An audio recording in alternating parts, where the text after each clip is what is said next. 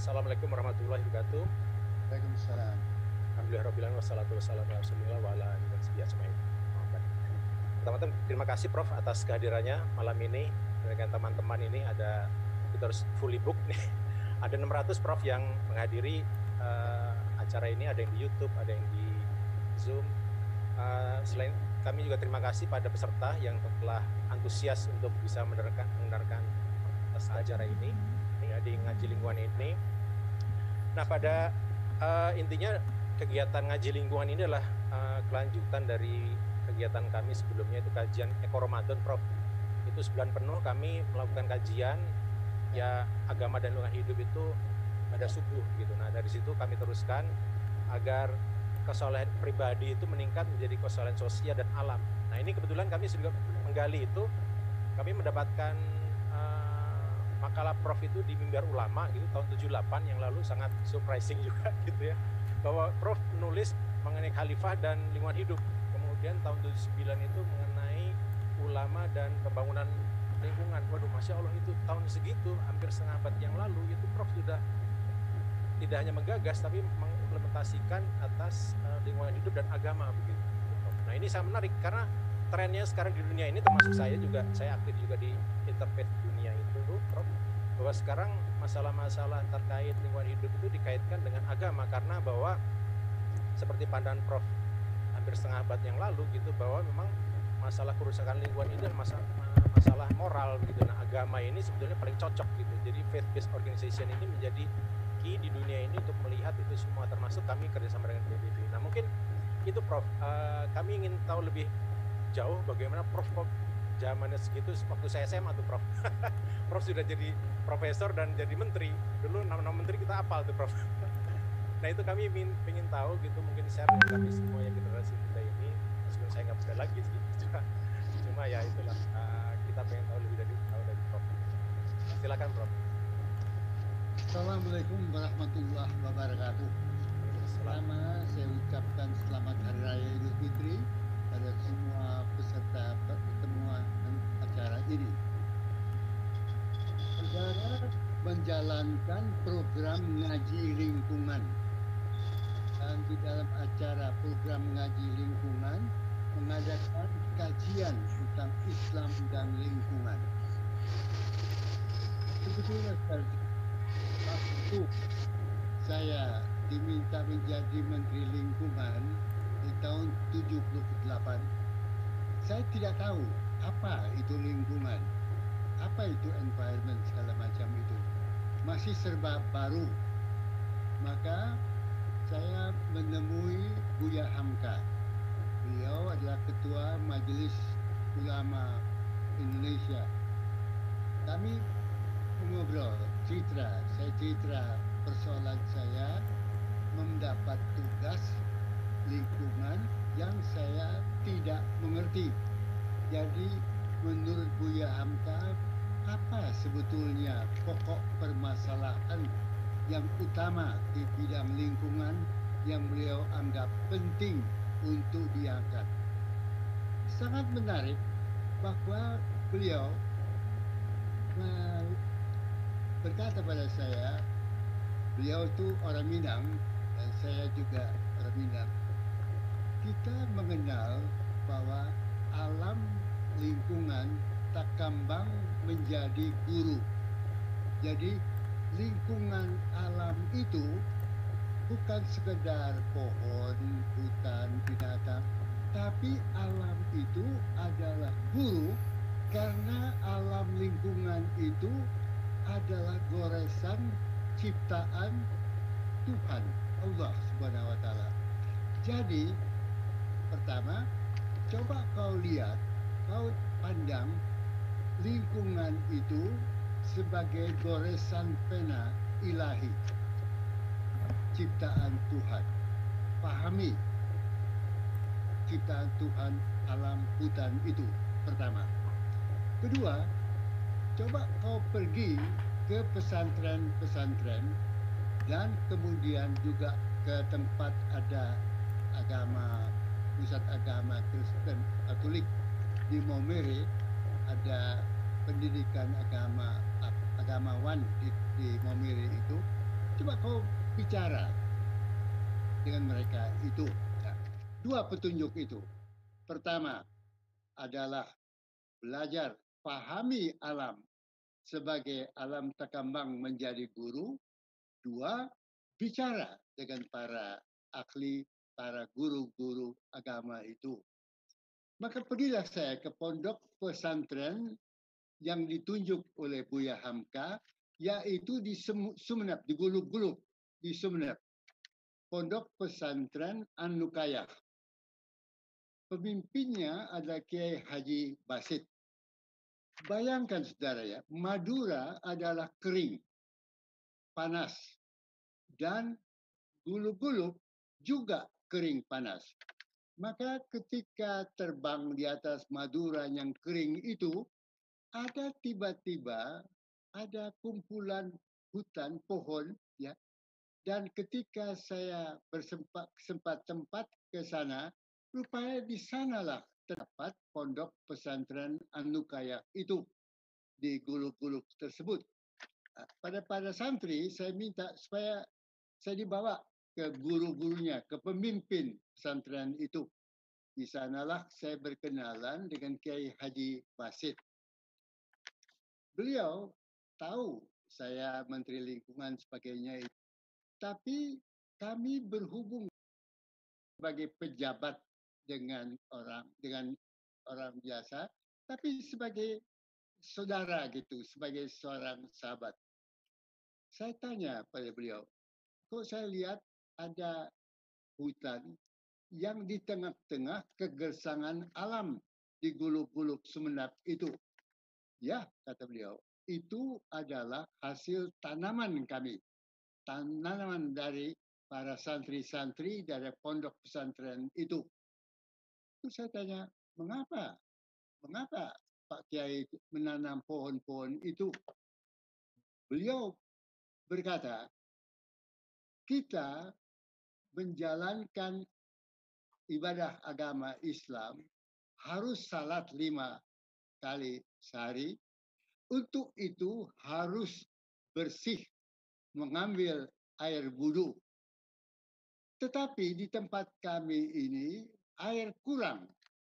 Maka karena air kurang dan air dapat ditimbulkan jika ada hutan, maka saya, kata beliau, mengajak para santri menanam pohon-pohon untuk menjadi hutan, untuk mengundang iklim yang lebih sejuk, menarik hujan, sehingga terbentuklah air sungai aliran kecil, sungai yang lambat laun menjadi aliran air besar.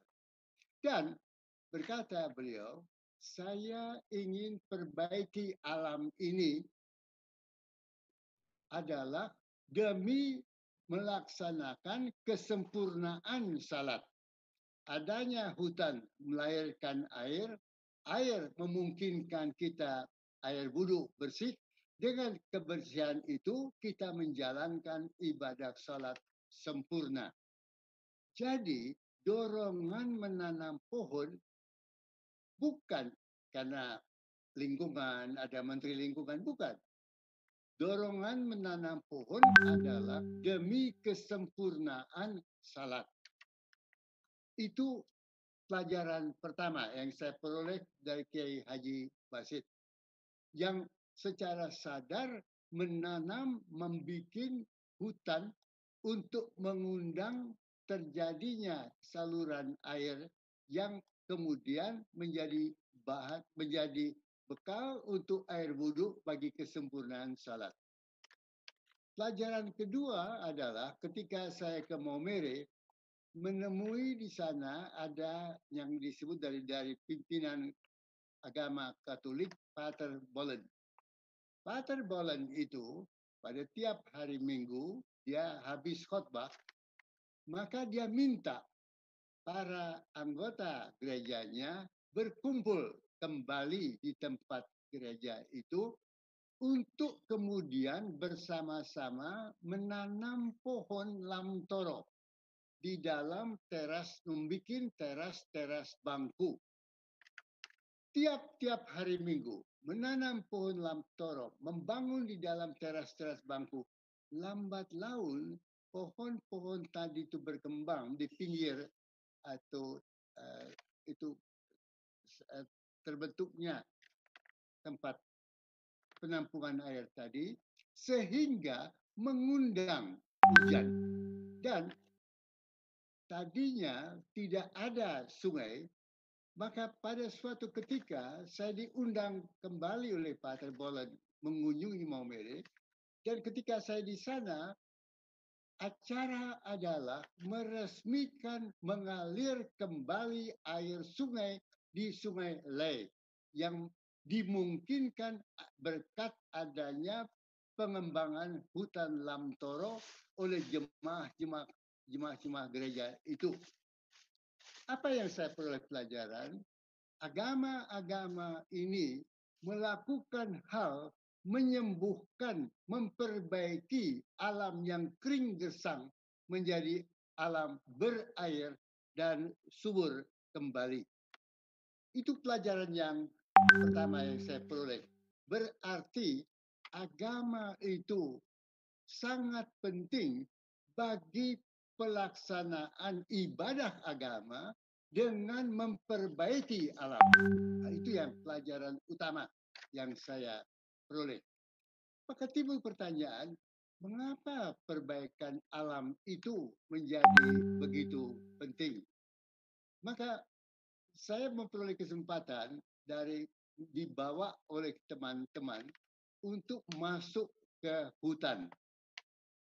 Dimasuk ke dalam hutan-hutan itu, di sana saya memperoleh pelajaran-pelajaran yang penting. Saya temui ada dari kepala suku Iban di Dayak di Kalimantan Barat di hutan di sana. Kepala suku itu menjelaskan pada saya keadaan kampungnya, hidupnya dan sebagainya. Yang tidak saya lihat ada fasilitas kesehatan. Saya tanya pada kepala desa Iban, Pak Medang namanya, kalau kau sakit kepala, rakyatmu sakit kepala, apa obatnya? Dia tunjukkan daunan-daunan yang sebagai obat sakit kepala. Kalau sakit perut, bagaimana itu? Dia tunjukkan itu butir-butir dari apa itu yang ada di pinggir sungai itu yang kemudian ditumbuk untuk kemudian dibakar, ditumbuk, yang diminum. Saya dikasih contohnya, dan ketika saya cek di lembaga biologi, isinya adalah sama dengan norit untuk obat sakit perut. Ketiga, saya tanya, kau sakit apa, Pak Kepala Dayak tadi? Dia bilang 7 kuriling, kepalanya itu suka berputar-putar. Lantas apa obatnya? Dia tunjukkan ada pacet, lintah darah, lintah pengisap darah yang dia simpan di korek apinya. Dia bilang dia tempel di lehernya dan dia tidur, dan ketika bangun 7 kuriling itu hilang penyakitnya. Saya tentu tidak percaya dan saya tanya ketika kembali ke Jawa, saya tanya pada ahli-ahli, rupanya itu lintah itu ketika menggigit mengeluarkan zat. Ini ada aorta, yaitu darah, alir darah yang besar. Ini ada serabut dari darah. Mengapa ada 7 kuriling? Karena darah besar aorta ini tersumbat.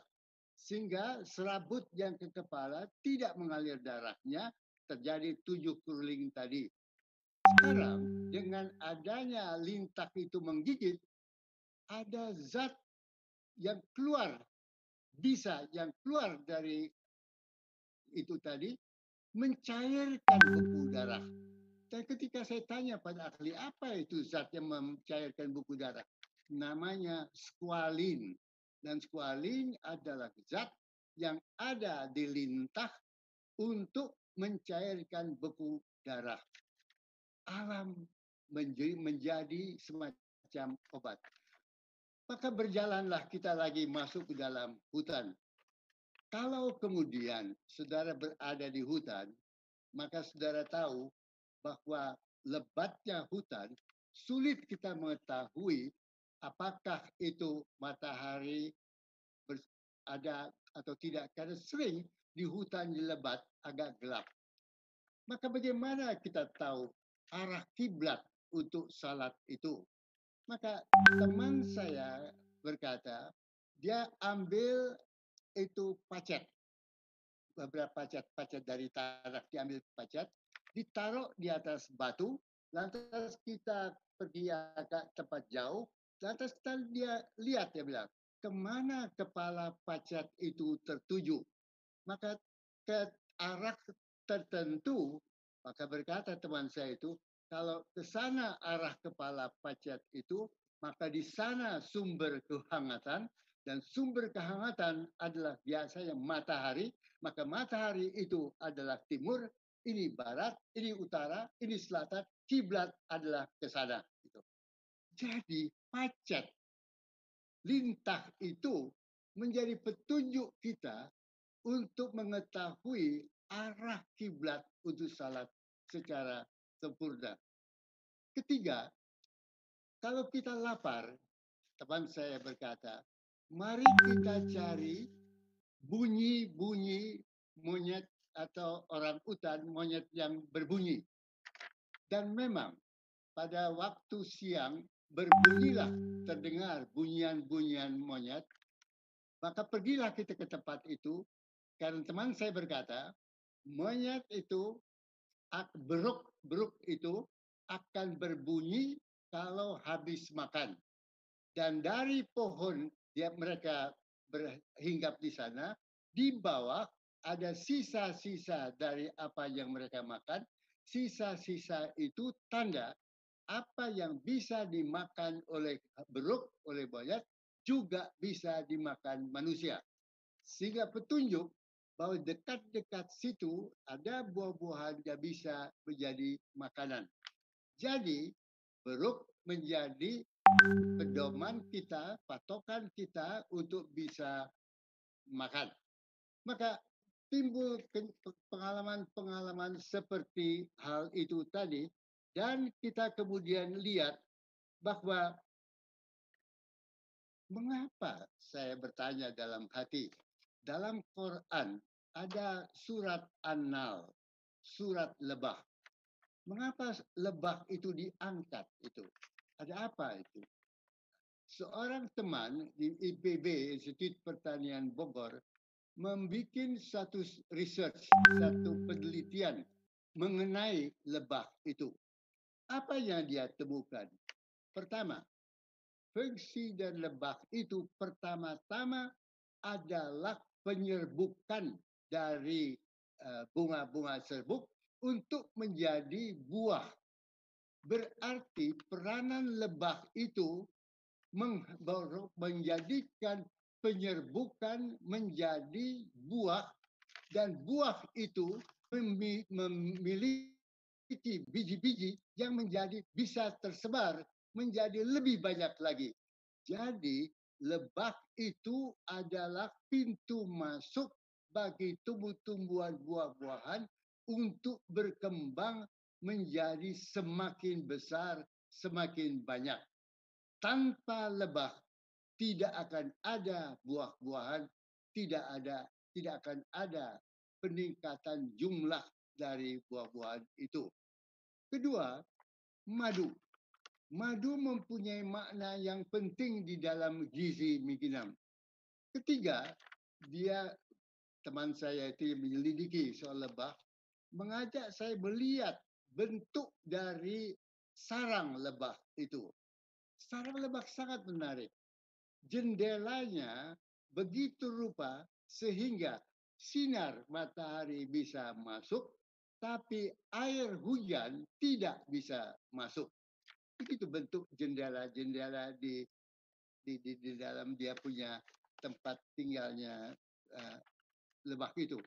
Lantas, tempat di mana lebah itu membuat dia punya sarangnya terletak pada suatu bentuk arah tertentu yang kemudian teman saya berkata, menurut ilmu-ilmu Tionghoa, yaitu Feng Shui, maka disinilah berlaku ada kekuatan-kekuatan magnetis dan sebagainya.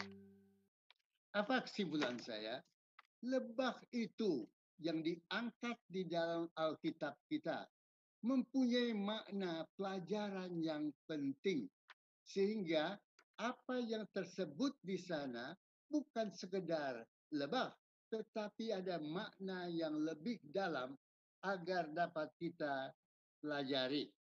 Maka saudara sekalian, timbul saya melihat hutan itu, berubah melihat hutan itu.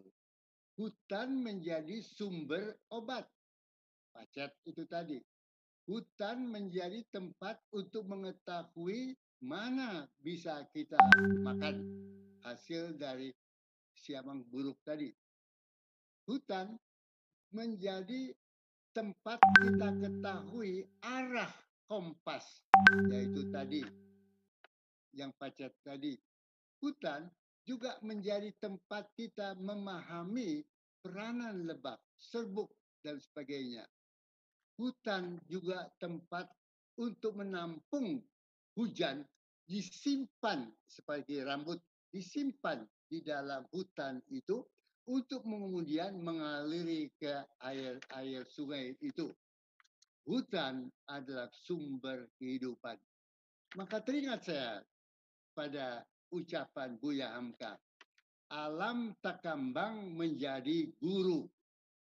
Artinya adalah kau belajar, kau cari, kau coba masuk memahami alam. Coba baca hutan itu. Dan kata Buya, kalau kau pandai membaca hutan itu, maka kalau kau akan tampak goresan kalam ilahi. Sehingga hutan itu seolah-olah menjadi buku, menjadi kitab, menjadi tempat untuk kita fahami bermacam-macam hal yang kita tarik manfaatnya pada kehidupan manusia. Jadi dua hal yang diajarkan oleh Buya Hamka. Pertama adalah kau kunjungi pondok-pondok pesantren di lapangan, kau lihat bahwa mereka itu mengembangkan lingkungan demi kesempurnaan salat, air, dan hutan, dan sebagainya itu. Maka alam itu menjadi bagian integral dari keperluan menjalankan kehidupan agama secara sempurna. Tanpa air tidak sempurna salat kita. Begitulah peranan dari alam tadi. Lebih khusus lagi pada hutan, masuk kita ke hutan itu memuat wisdom, memuat pelajaran yang jika kita pandai membacanya, kita dapat menarik manfaat yang besar karena di sana kita bisa baca goresan kalam ilahi. Maka apa itu lingkungan? Apa itu lingkungan alam? Itu adalah buku. Dia adalah cari, pelajari, pahami, tangkap isyarat-isyarat hutan itu dan kau tangkap kalam, goresan kalam ilahi. Sehingga mau tidak mau dengan membaca, memahami alam itu, kau kemudian termenung.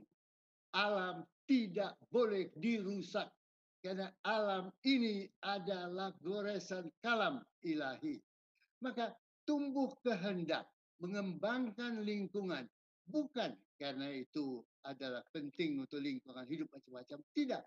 Tapi alam ini adalah ciptaan Tuhan yang ada maknanya. Kita harus pelajari, pahami alam itu. Sehingga kalau ada usaha untuk mengaji lingkungan, perdalami makna lingkungan, makna surat-surat, makna yang tersimpan di balik ayat-ayat itu. kita perlu paham, pandai membacanya, tapi kemudian dalami apa maknanya itu. Mengapa ada surat An-Nahl? Mengapa ada peringatan bahwa telah rusak, telah terjadi kerusakan di muka bumi ini? Oleh siapa? Oleh ulah tangan manusia. Tangan manusia ini yang menyebabkan kerusakan lingkungan. Dan berbagai-bagai surat yang mempunyai makna. Sehingga kalau saya kemudian mempelajari Quran, membaca macam-macam, termenung saya untuk mencari apa pesan ilahi itu. Dan muncullah hutan itu sebagai buku, sebagai alam terkembang menjadi guru. Saudara ya, saya ini ada suku saya ada Minangkabau. Di Minangkabau ada hutan adat. Waktu saya kecil, oleh ayah orang tua, saya diajar untuk belajar silat Minangkabau. Mengapa? Untuk ya self defense itu ya, tapi lebih jauh lagi untuk memahami apa silat Minangkabau itu. Dan guru kami namanya waktu itu saya masih kecil, puluhan tahun lalu, guru saya adalah Engku Torak. Engku Torak itu dia berhak menjadi pengajar untuk silat Minangkabau karena sudah masuk ke hutan adat itu dan bisa bertemu dengan harimau yang kemudian ditundukkan oleh dia. Caranya demikian. Harimau itu berada di atas bukit, Pak Kuto berjalan di bawah bukit itu, tidak ada senjatanya, semuanya hanya sebilah pisau, dan dia menghadapi harimau itu. Kemudian ketika harimau itu melompat, dia tiarap itu dengan kakinya menerjang kemaluan si harimau itu. Sehingga harimau itu lompat, diterjang kemaluannya oleh Tengku Torak, lari ke sakit harimau itu. Harimau itu tahu bahwa orang ini menguasai dia. Sehingga Engku Torak lulus ujian dengan cara begitu dan berhak mengajar anak-anak muda silat Minangkabau. Apa yang penting tampak di sini ya? Silat Minangkabau adalah gerak langkah harimau. Bahu harimau, mata. Saya tanya pada Gutora, di mana Bapak tahu bahwa dia mulai melompat? Dia melihat berkata, perhatikan bahu dari harimau, perhatikan mata harimau. Ada cekrat, ada semacam kilat di mata, ada gerak. Pada saat itu segera harus kita berbaring gitu untuk siap. Begitu dia melompat, siap tendang kemaluannya dengan kemaluan harimaunya. Dengan demikian memberi kesan pada harimau, aku pandai menguasaimu tanpa senjata. Nah, pelajaran itulah berkembang menjadi budaya silat Minangkabau. Membelajar gerak-gerik dari harimau dalam diterapkan dalam self defense manusia ini. Nah, kesimpulan saya adalah bahwa alam takambang menjadi guru dan pelajari alam itu, tarik hikmahnya, pahami alam itu, kuasai apa yang ada alam itu tanpa merusak, tanpa membunuh. Karena apa? Karena yang kau cari di dalam hutan itu adalah goresan kalam ilahi. Sehingga semakin cinta kita pada alam, pada hutan, semakin dekat hati terasa kepada Tuhan. Maka lingkungan bukan sekedar tanam pohon, air, lingkungan adalah jalan untuk mendapatkan kasih, cinta, pemahaman, memahami alam ilahi itu. Karena itu ngaji lingkungan yang sangat saya dukung, jangan berhenti pada mengaji lingkungan tok. pelajari mengapa ayat itu, ada apa di balik itu, macam-macam apa pesan ilahi pada manusia. Jika ini berlangsung, jika pesan ilahi dari Quran kita terfahami, tidak mungkin lingkungan alam ini rusak.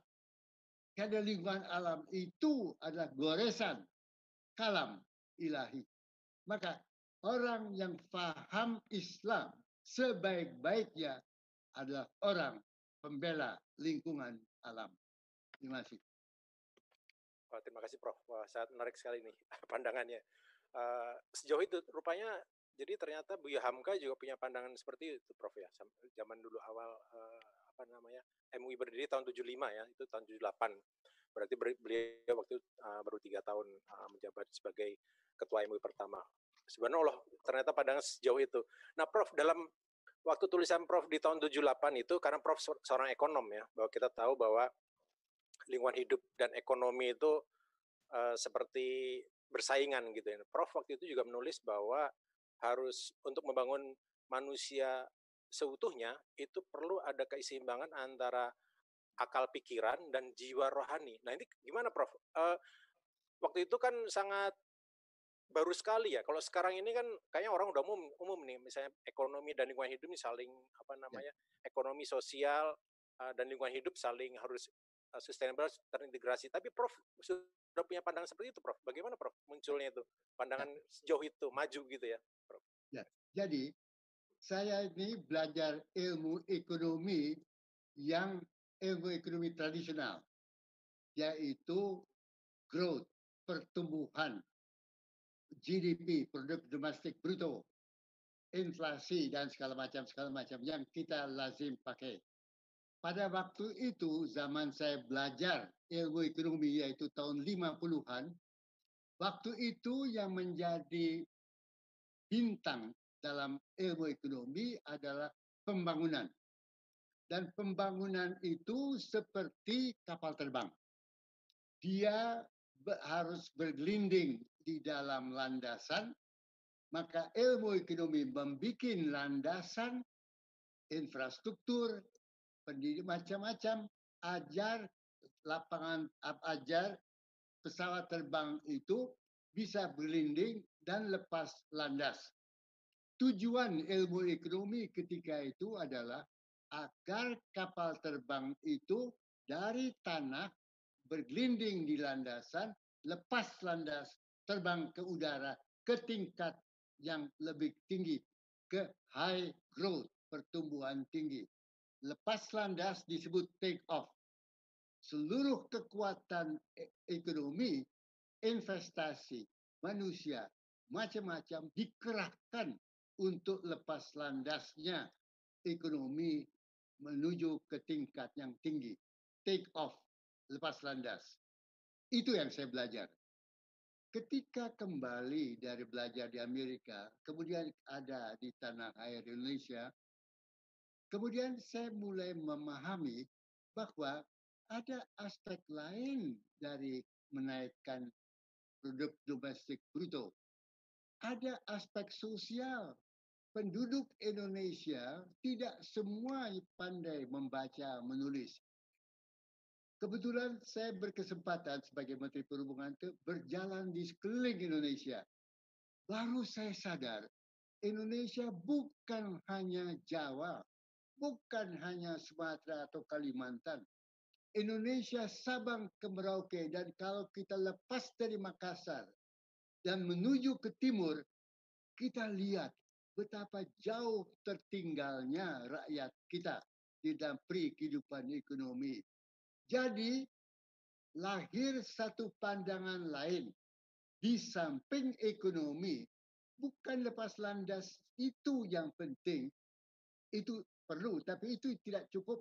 Penting bahwa yang lepas landas itu siapa? Siapa yang masuk ke dalam pesawat terbang yang akan terbang?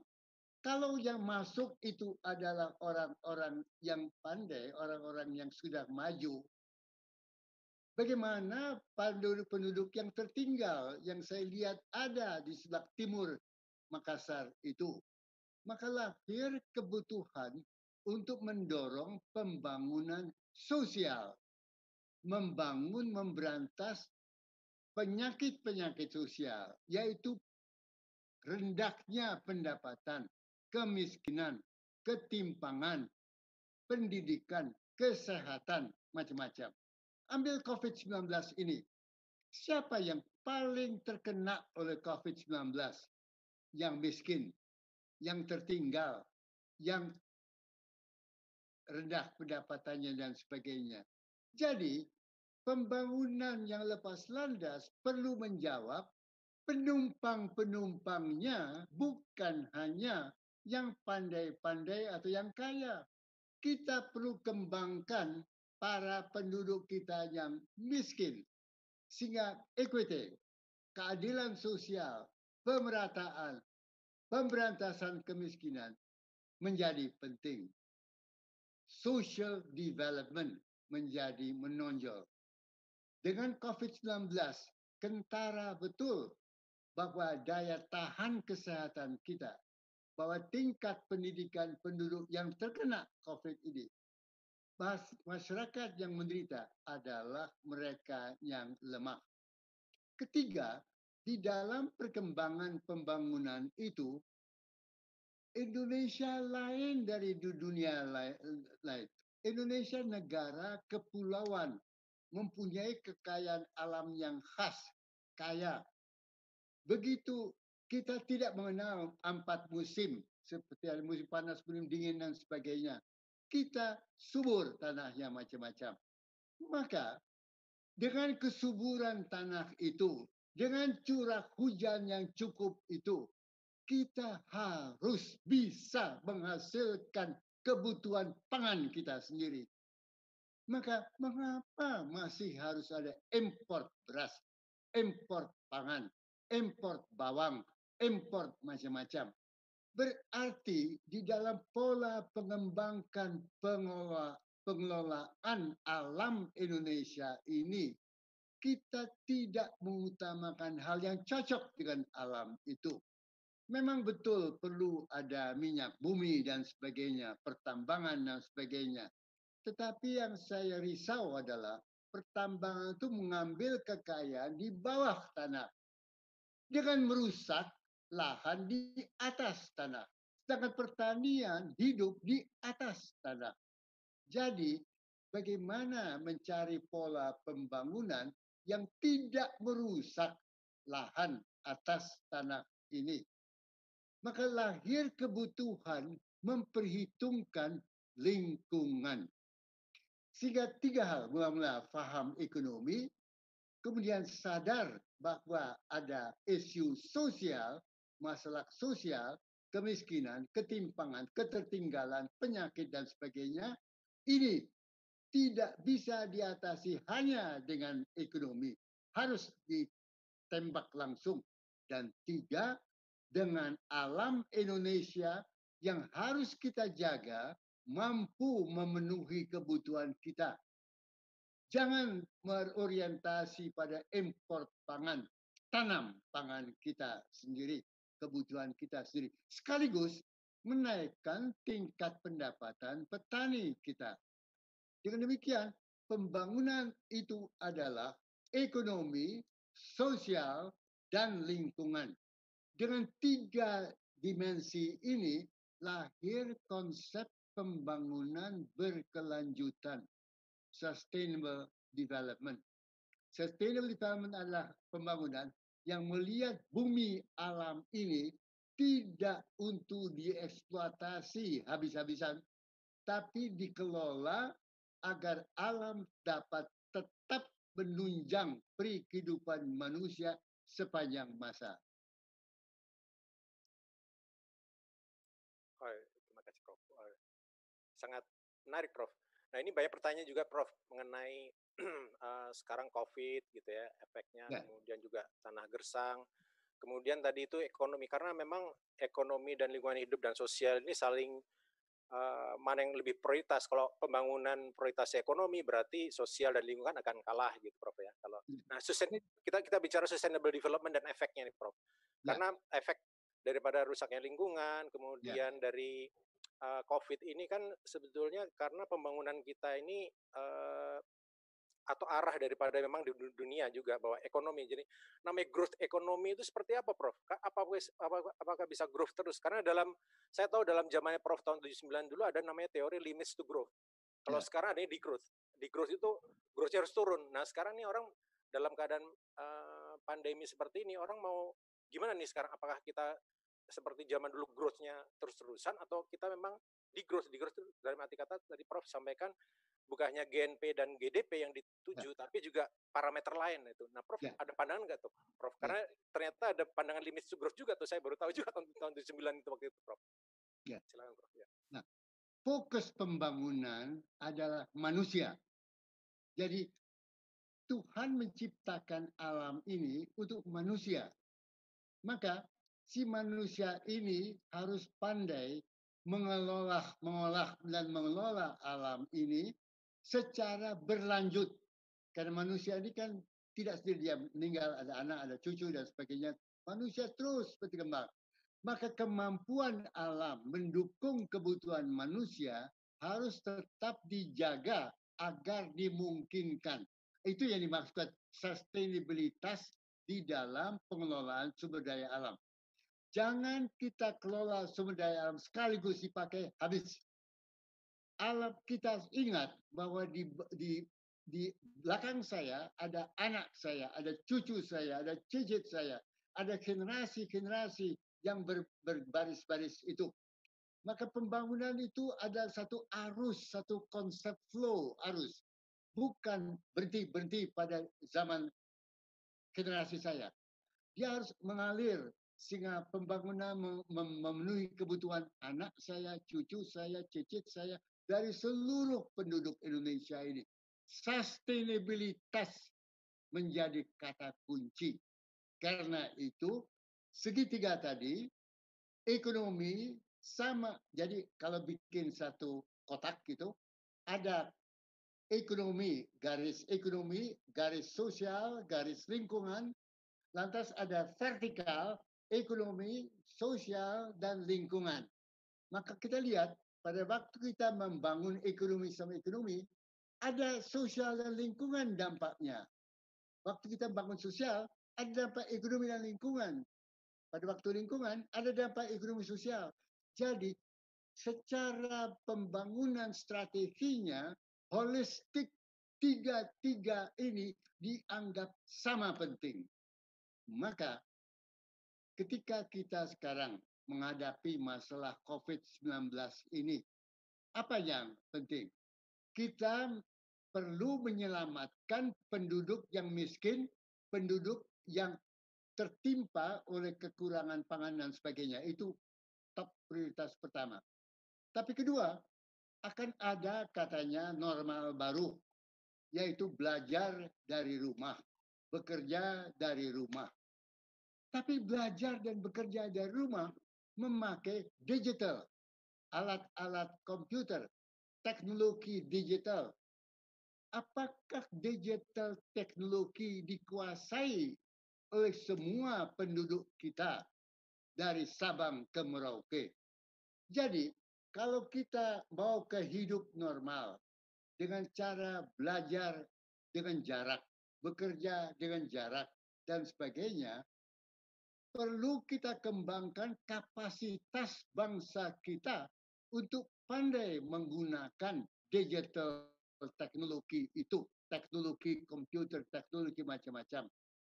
Perlu ada gelombang telekom sampai ke daerah-daerah. Kadang-kadang kalau saya ke bagian Indonesia Timur, kalau mau pakai HP harus naik pohon. Karena gelombang itu belum tentu sampai di bawah fasilitasnya. Jadi tingkatkan kapasitas telekomunikasi. Tiga, kadang-kadang belum tentu ada listriknya. Jadi bagaimana menanam menggunakan alat-alat telekom kalau listriknya tidak ada? Apa kesimpulannya? Di dalam hidup menyiapkan hidup normal baru, usahakan pemerataan dari listrik, pemerataan gelombang telekom, dan pemerataan kemampuan ilmu dari penduduk kita untuk menyerap menggunakan digital teknologi itu. Dan keempat, kan harus tiap-tiap kali cuci tangan, jamin adanya pengembangan pelestarian sumber air. Kadang-kadang kalau kita pergi ke daerah Indonesia Timur, sulit untuk memperoleh air karena kekeringan dan sebagainya. Jadi, basic dasar pokok dari COVID-19 mengajarkan kita bahwa pola pembangunan kita perlu ditekankan pada pemerataan teknologi digital yang ditopang oleh listrik, telekomunikasi, dan air, yang kuncinya adalah manusia. Belum tentu anak-anak kita di Indonesia Timur paham menggunakan digital ekonomi, paham mengerti memakai komputer dan sebagainya.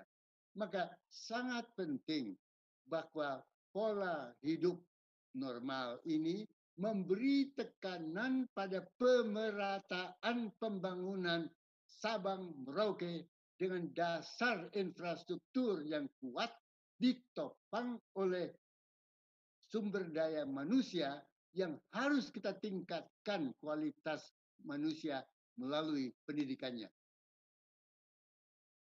Oh, terima kasih Prof. Menarik tuh. Memang dalam di Ekomasjid kami dari Ekomasjid itu Masjid Ramah Lingkungan, Prof. Jadi dalam fokus kita itu hadis dari Rasulullah SAW bahwa manusia berserikat dalam 3 hal. Anasus, surokau, vitalas. Filkala itu adalah tumbuh-tumbuhan, tanaman.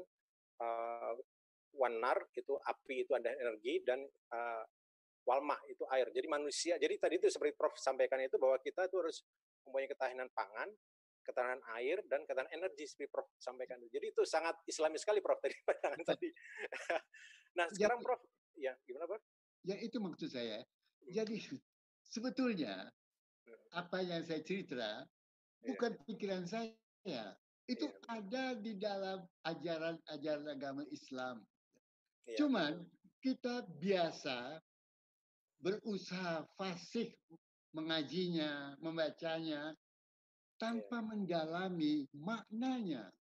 Saya lebih suka dalam kaitan itu ngaji lingkungan, pusatkan usaha pada pemahaman maknanya. Mengapa? Mengapa ada surat Anal? Mengapa ada surat macam-macam itu? Sehingga kita bertanya, ada pesan yang Tuhan sampaikan yang perlu kita gali dari surat itu. Iya. Wah, bagus sekali Prof itu Prof. Nah Prof, ini melanjutkan tadi ke dalam, tadi saya dengar itu Prof, simak juga Prof berbicara mengenai pengelolaan sampah di masa COVID itu Prof. Nah terakhir itu Prof itu dalam keynote-nya menyatakan bahwa penting itu ilmu dan teknologi, karena sampah itu kan tidak digarap tuh, pemerintah hanya 40%, 60% dari masyarakat. Nah ini juga lingkungan juga gitu kan, nggak mungkin dihandle sama pemerintah sendiri, kemudian pemerintah nggak cukup uangnya, nggak cukup tenaganya juga, nggak cukup pikirannya juga. Nah sekarang Prof, ini ada pertanyaan juga dari ini bagaimana nih peran kami gitu, peran kami sebagai masyarakat, apalagi kami umat Muslim, kita punya jaringan masjid, kita punya jaringan majelis taklim, madrasah, pesantren gitu. Mungkin Prof punya pandangan Prof, bagaimana cara kita bisa sama-sama membantu pemerintah gitu ya dalam mengatasi sampah, mengatasi lingkungan hidup, apalagi kita harus lepas dari pandemi COVID ini Prof. Ada pandangan Prof seperti apa? Ya, jadi gini ya. Tadi kita bahas masalah sampah. Ya. Yang ditangani sampah oleh pemerintah ini adalah 40%. 60% tidak tertangani. Karena jumlah sampah lebih besar dari daya mampu keuangan anggaran dari pemerintah tersebut. Maka sikap kita adalah membangkitkan otoaktivitas daya masyarakat menangani yang 60% sampah itu. Kata kunci adalah kita harus menjalankan pola pembangunan aktif oleh kita. Ambil masjid. Saya ingin bertanya, apakah masjid-masjid yang ada di Indonesia itu tersedia fasilitas air bersih? Apakah masjid-masjid kita memelihara kebersihannya sehingga tidak masuk menjadi kotor dan sebagainya? Masjid adalah sumber ide pembangunan yang terselip di dalam Al-Quran. Apakah masjid-masjid kita sumber ilham, sumber inspirasi pembangunan masyarakat di mana masjid itu berada? Apakah masjid itu menjadi suatu hal hanya status symbol besar, megah, tempat salat di tengah-tengah masyarakat miskin? Jadi makna masjid pun kita kembalikan ke zamannya Rasul. Masjid tempat ada satu satuan untuk berjuang meningkatkan kesadaran beragama tapi juga kesadaran hidup bermasyarakat.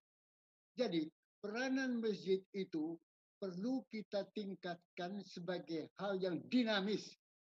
Bukan gedungnya yang penting, semangatnya yang perlu, manusianya yang ada yang penting. Manusia yang masuk di masjid-masjid di tiap-tiap daerah desa kita harus berusaha menjadi lebih makmur, lebih maju, lebih pandai, lebih dan segala macam. Baru masjid itu mempunyai makna ikut meningkatkan kualitas manusia, bukan sekedar untuk naikkan kualitas, untuk memahami apa pesan-pesan ilahi melalui Al-Quran.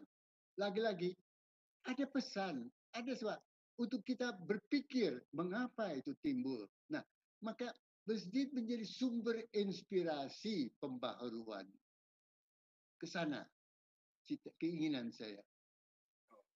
Terima kasih Prof. Wah, menarik sekali Prof.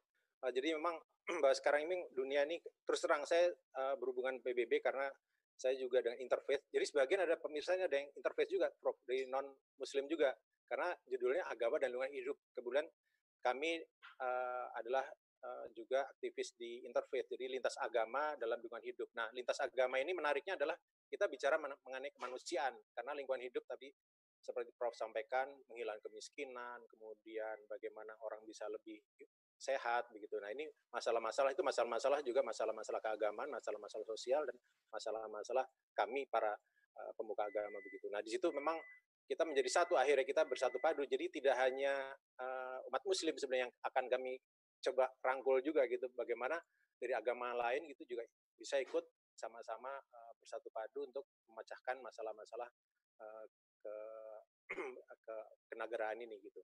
Nah, Prof, selanjutnya Prof, kalau menurut Prof ini ada juga pertanyaan di sini, peran daripada MUI atau lembaga-lembaga keagamaan itu mesti bagaimana Prof? Apakah Prof melihatnya dari tren 50 tahun yang lalu sampai sekarang ini, Prof melihatnya bagaimana? Apakah kita semakin peran umat agama itu semakin bagus atau semakin ada yang perlu diperbaiki atau trennya sudah bagaimana Prof?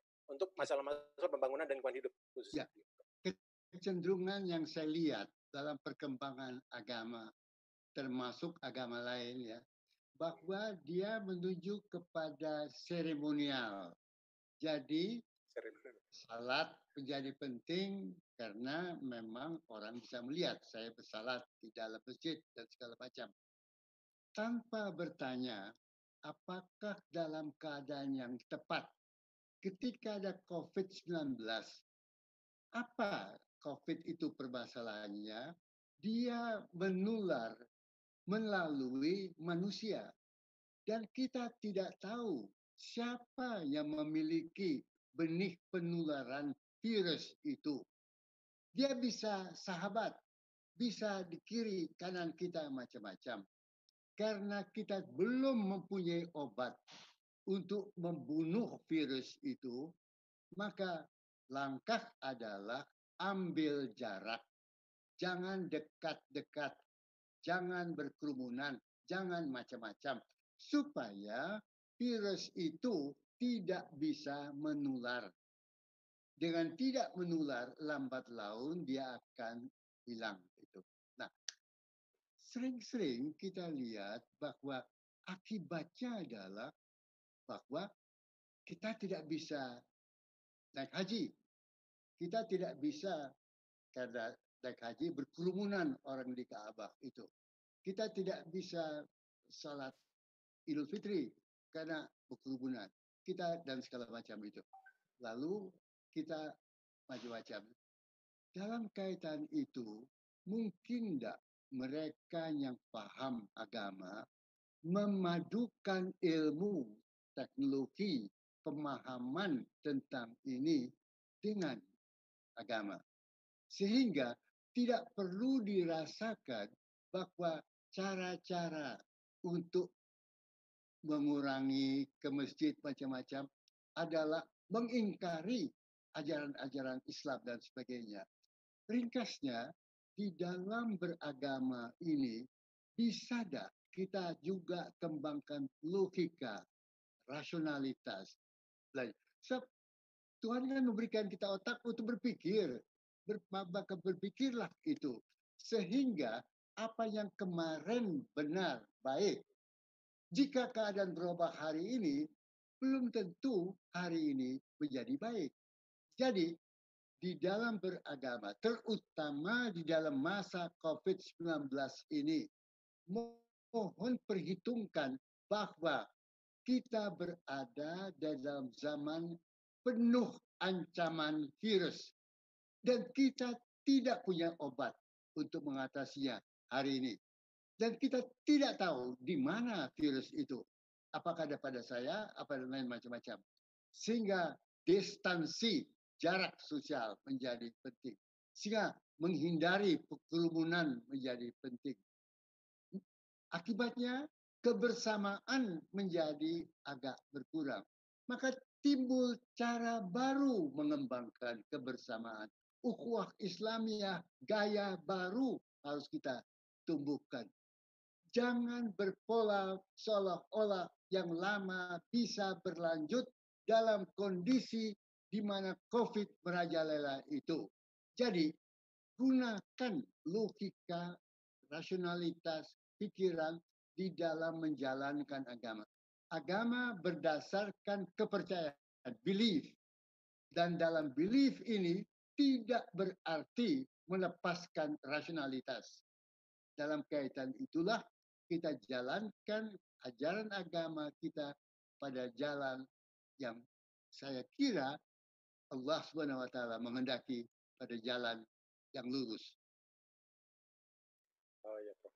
Yang betul, Prof. Jadi kami kami dari Lembaga Lingkungan Hidup dan Sumber Daya Alam MUI. Jadi kami telah menerbitkan 6 fatwa, Prof, terkait lingkungan hidup. Itu fatwa pertama ramah lingkungan, fatwa mengenai kebakaran hutan lahan, pembelian satwa langka, terus sampah dan yang lainnya. Nah, itu memang kami memadukan antara dalil akli, gitu, akal, dan nakli, itu dari Al-Quran sama hadis. Jadi memang selalu dalam konteks itu. Nah, memang dari ngaji lingkungan ini yang kami harapkan adalah seperti Prof ini sebagai pemikir juga, sebagai birokrat juga, kemudian punya dasar agama. Memang kita ingin padukan. Jadi yang tahu agama tinggi, tahu mengenai lingkungan hidup, yang tahu lingkungan hidup juga tahu tentang agama gitu. Kita memang di ngaji lingkungan ini kita cobalah ada interaksi seperti itu, Prof. Nah, ini mohon doanya, Prof adalah pembicara kami pertama nih, Prof.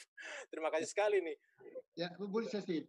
Ya, sebetulnya yang saya peroleh pesan dari Buya Hamka, ya, bahwa sebetulnya setelah saya keliling ke pondok pesantren, lantas masuk hutan, sebetulnya agama Islam sudah memuat kaidah-kaidah lingkungan. Iya, betul. Jadi kita tidak usah belajar lagi. Kalau kita paham agama sebetulnya, maka kita akan paham alam ciptaan ilahi. Sehingga lingkungan adalah goresan kalam Tuhan. Iya. Quran ada goresan kalam Tuhan. Maka tidak ada pemisahan antara alam dan agama itu. Dia menyatu.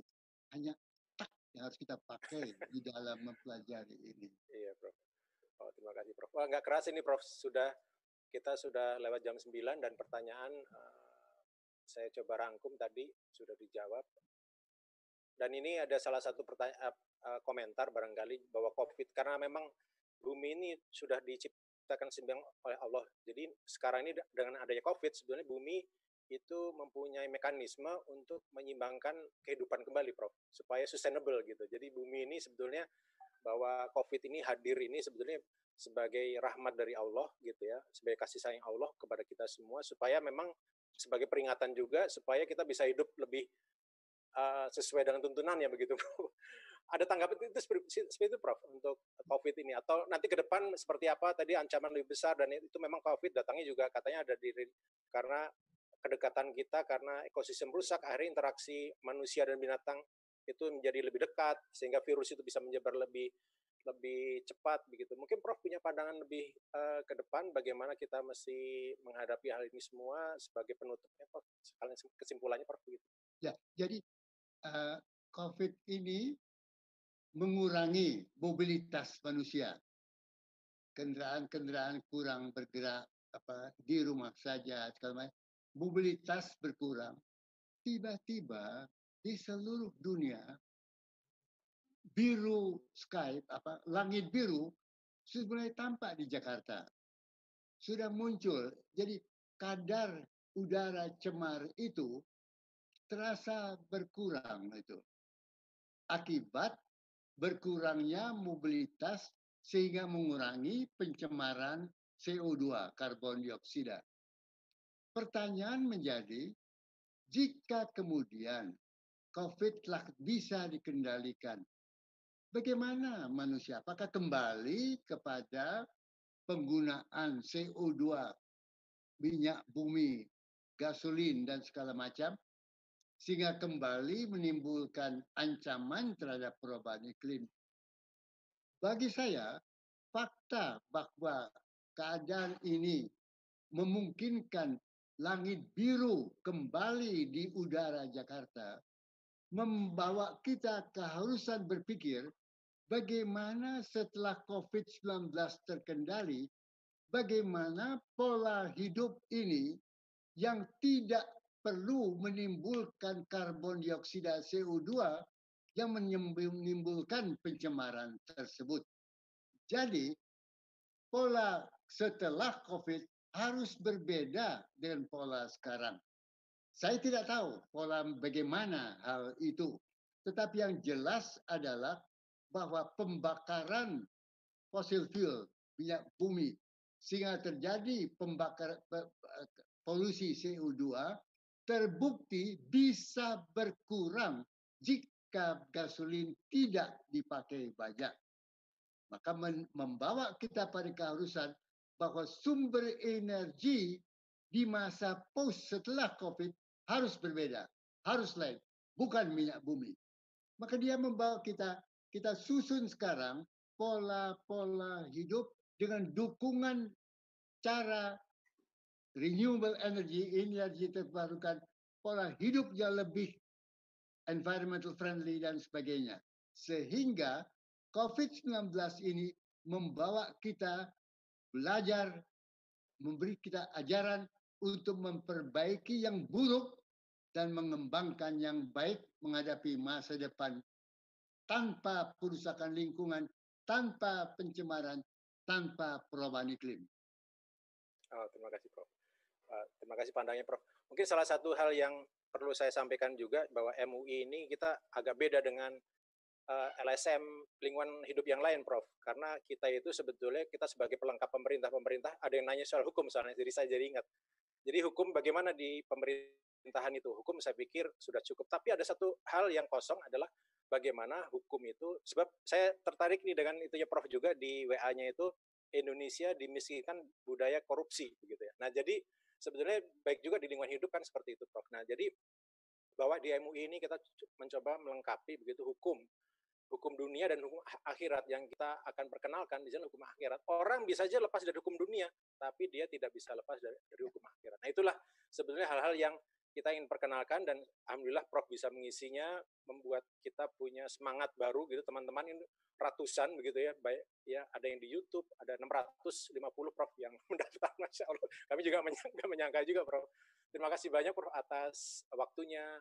Semoga Profesor juga bisa diberi kesehatan, terus umur panjang, dan ilmu-ilmu yang bermanfaat untuk kita semua. Saya dengar Prof juga tanggal 8 Juni Prof ulang tahun Prof ya. Semoga ada komentar dalam ini juga, semoga Prof nanti diberi keberkahan umurnya dan bisa menjadi amal ibadah semua untuk yang di-share seperti kita ini semua Prof. Demikian Prof. Mungkin ada tambahan lagi Prof sebelum kami tutup. Jadi kalau boleh saya simpulkan, ya.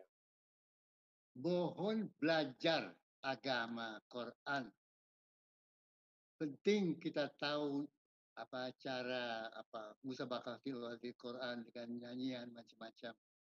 Tapi bisa tak sekarang kita hadapi ajaran agama Quran dengan mendalami mengapa, apa pesan, mengapa itu timbul, apa gunanya segala macam, sehingga coba menarik hikmahnya untuk masa sekarang.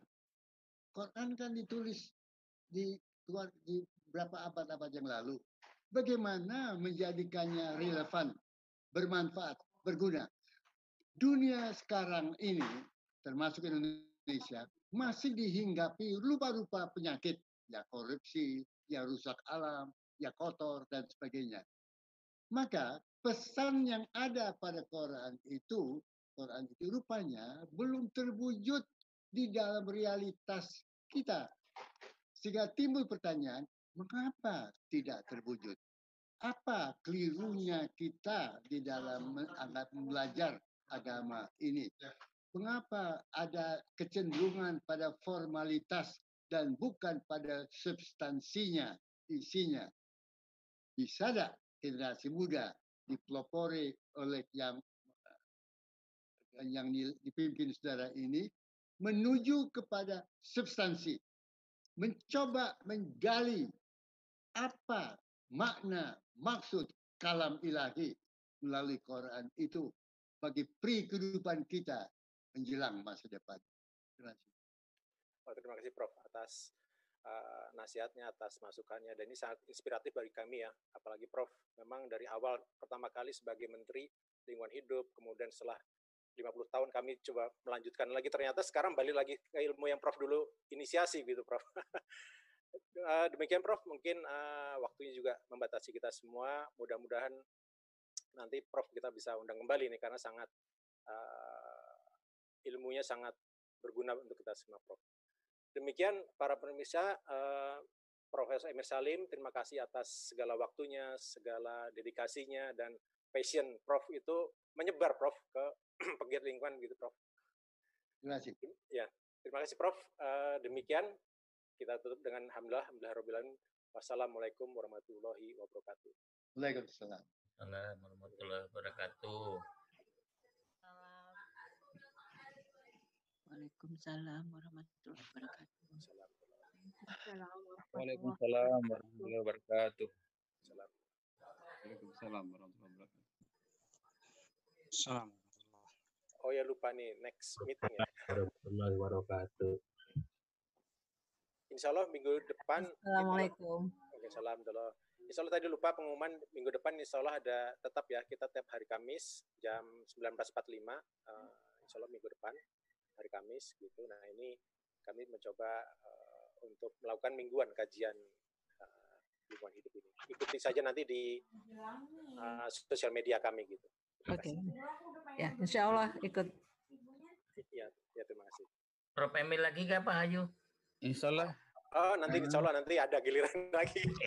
Insya Allah kami ikut. Iya, kita. Iya, terima kasih Pak. Ya, terima kasih infonya Pak. Terima kasih. Terima kasih. Semoga sehat selalu buat Bapak Profesor Dr. Emil Salim. Terima kasih untuk semuanya. Taqabbalallahu minna wa minkum. Terima kasih juga.